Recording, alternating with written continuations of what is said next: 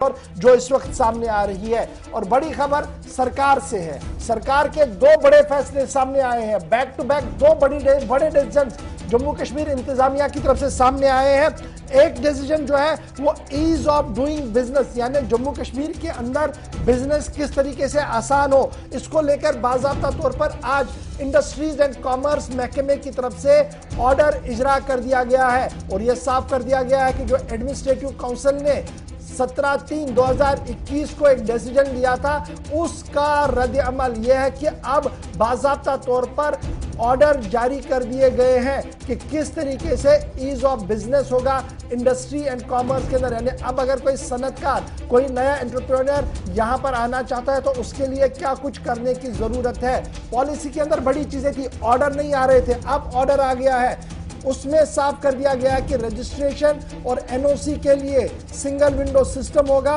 और दीगर मामलात होंगे। ये तो एक तरफ से एक ऑर्डर है। और दूसरा ऑर्डर एक्साइज डिपार्टमेंट की तरफ से आया है और उस एक्साइज डिपार्टमेंट ने ऑफिशियल नोटिफिकेशन के जरिए से अपनी पॉलिसी अवाम के सामने रख दी है, पब्लिक डोमेन के अंदर रख दी है। और उस पॉलिसी को अगर आप देखेंगे तो किस तरीके से नए मैखानों को खोला जाए, एक यूनिवर्सल पॉलिसी अडॉप्ट करने की बात उनकी तरफ से कही गई है। जम्मू से लेकर श्रीनगर तक नई दुकानें बोली पर लगेंगी, यानी ई ऑक्शन उनका होगा। जम्मू कश्मीर का डोमिसाइल वो होना चाहिए, ये भी आया है। और ये भी माना जा रहा है इज ऑफ डूइंग बिजनेस के अंदर इसको रखा गया है और माना जा रहा है सरकार इससे लाखों करोड़ रुपया कमा सकती है। तो ये दो बड़े डिसीजन सरकार की तरफ से सामने आए हैं। दोनों पर बात करने के लिए सीधे श्रीनगर चलते हैं, जहां से सनम एजाज इस वक्त मेरे साथ ज्वाइन किए हुए हैं। सनम, सबसे पहले ease of doing business industries and commerce का थोड़ी देर पहले ऑफिशियल नोटिफिकेशन आई है। उस नोटिफिकेशन के अंदर क्या कुछ मोटी मोटी बातें हैं? क्या वाकई तौर पर नया नौजवान जो सन्नत की ओर आना चाहता है वो इसकी ओर दौड़ता दौड़ता आएगा, या सोचेगा कि सरकार जो कह रही है कितना सही और कितना गलत?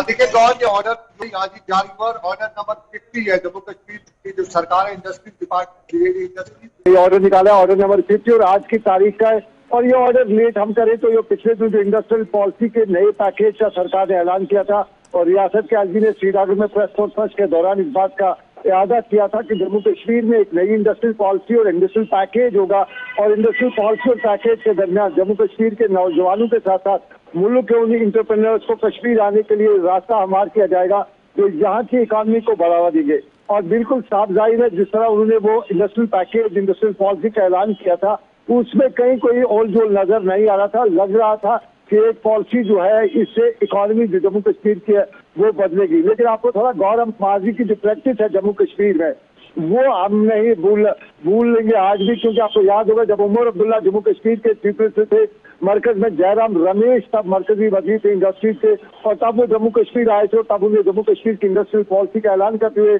जो कुछ भी खदोखाल इससे इंडस्ट्रियल पॉलिसी में बिल्कुल उसी तरह से बयान किए थे। उन्होंने तब भी कहा था कि सिंगल विंडो सिस्टम होगा और आज भी है सिंगल विंडो सिस्टम। लेकिन एक चीज आपकी बात, एक मामला जो है वो थोड़ा सा हटके और इसमें कहा जा सकता है कि यहाँ का नौजवान या जो भी आदमी यहाँ पे इंडस्ट्री लगाना चाहेगा, इंडस्ट्रियल सेक्टर में आना चाहेगा, शायद उसके लिए राहत होगी। और ये पैकेज ये है कि अब यहाँ पे पॉलिसी जो है सरकार ने मुरतब की है इंडस्ट्री लगाने के लिए, उसमें जो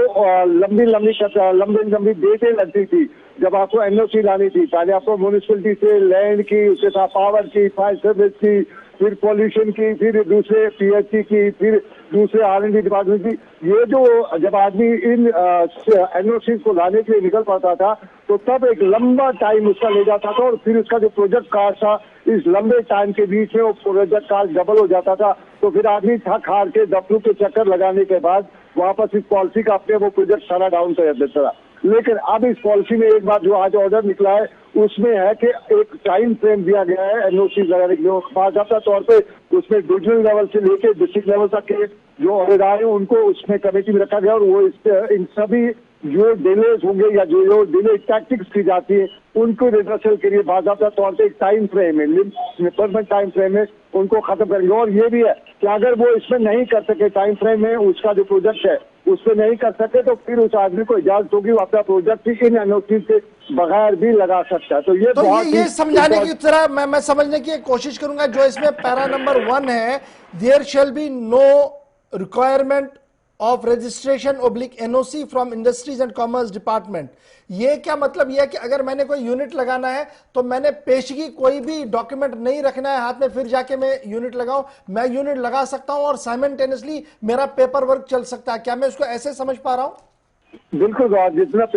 जब एलजी ने यहाँ प्रेस कॉन्फ्रेंस की थी उसमें भी उन्होंने बताया था, और तब जो इंडस्ट्रीज के कमिश्नर सेक्रेटरी हैं उन्हीं से सवाल पूछा गया था, तो उन्होंने खुलासा किया था कि जरूरत नहीं है कि आपके हाथ से पहले ही परमिशन हो। हाँ, इतना है कि आपका जो प्रोसेस है वो होना चाहिए, आपने अप्लाई किया होना चाहिए, और उसके साथ साथ आप अपने यूनिट का बेस भी लगाना चाहिए, यानी आप इंफ्रास्ट्रक्चर अपने यूनिट का खड़ा कर सकते हैं, और जब तक आपका यूनिट का इंफ्रास्ट्रक्चर खड़ा हो जाएगा तब तक उसको साइमल्टेनियसली आप सरकार से एनओसी या जितने भी परमिशन वगैरह है वो ले आ सकते हैं। यानी रोक टोक नहीं है, सिर्फ उसमें इंपॉर्टेंट ये है कि आपको एक क्लियरेंस चाहिए फाइनल इमरजेंसी सर्विसेज की, और उसके साथ साथ आपको लैंड के पास जो डॉक्यूमेंट के पेपर्स है वो होने चाहिए, तो आप अपना यूनिट वहां पे खड़ा कर सकते हैं। इसको ठीक है सनम, आप बने रहेंगे, मैं जरा दूसरी पॉलिसी पर आऊं, लेकिन अपने नाज़रीन को फटाफट से ये बताते चलूं कि 3 लेवल की कमेटियां बनाई गई हैं। एक industrial estate level single window committee के नाम से रखा गया है, जिन्हें एनओसी देनी होगी for a unit with in industrial estate जो होगा,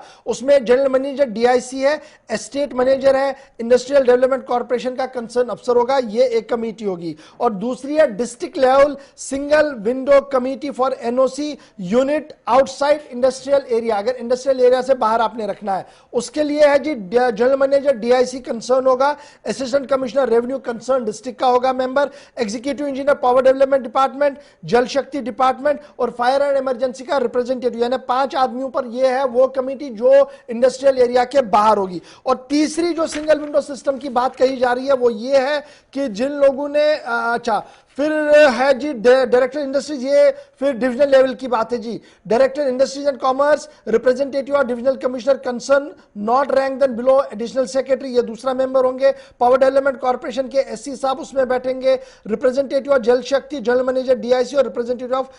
फायर एंड इमरजेंसी। तो इस तरीके से 3 अलग अलग कमेटियां जो है वो बनाई गई है, और यह कहा गया कि जो महीनों का प्रोसेस था वो अब दिनों के अंदर होगा, और इसके लिए कमेटी जहां नीचे बनाई गई है वहीं पर industries and commerce department online in पूरे मामलों को मॉनिटर भी करेगा। तो ईज ऑफ डूइंग बिजनेस के नाम पर यह नया हुक्मनामा जो है ये थोड़ी देर पहले जनरल एडमिनिस्ट्रेटिव डिपार्टमेंट और इंडस्ट्रीज एंड कॉमर्स डिपार्टमेंट की तरफ से वेट करके पब्लिक डोमेन के अंदर लाया गया है। लेकिन बात जरा एक्साइज महकमे की भी करे, क्योंकि एक्साइज महकमे की तरफ से साफ कर दिया गया है कि नई पॉलिसी जनाब लाई गई है, और नई पॉलिसी के तहत जो ड्राफ्ट एक्साइज पॉलिसी 2021-22 है उसे पब्लिक डोमेन के अंदर रख दिया गया है। यह पब्लिक डोमेन के अंदर पॉलिसी कौन सी है? यहां पर नए शराब खानों को खोलने की बात कही जा रही है। जम्मू से लेकर श्रीनगर, यानी जम्मू सूबा और श्रीनगर के अंदर नए शराब के दुकानें खोली जाएं, उसके लिए एलिजिबल क्राइटेरिया को जो है वो डिफाइन कर दिया गया। इस पर सीधे श्रीनगर चलेंगे, क्योंकि सुबह से काफी कुछ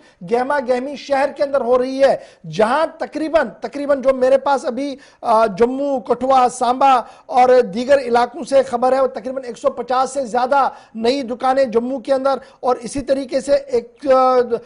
दर्जन से ज्यादा दुकानें जो वो श्रीनगर, गांधरबल और बडगाम रेंज के अंदर खोली जा रही है। ये हमारी एदाद शुमार आ रही है, हमारे जरा से खबर आ रही है। लेकिन इस खबर को, इस दूसरी खबर को किस तरीके से देखा जा रहा है? सीधे सनम एजाज के पास चल रहे हैं। सनम, ये जो दूसरी एक्साइज पॉलिसी आई है शराब खानों, मैखानों को खोलने के हवाले से, श्रीनगर पॉइंट ऑफ व्यू से, कश्मीर सूबे से किस तरीके से इसको देख रहे हैं? क्या कुछ रिएक्शन अभी तक सामने आया है? देखिए गौर, अगर हम इसी की बात करें, जो पिछले दिनों जब लगभग 8 महीने पहले बाकायदा तौर पर जब एक्साइज डिपार्टमेंट सर्वे करा था, कुछ ऑर्डर सोशल मीडिया पे भी वायरल हुए थे,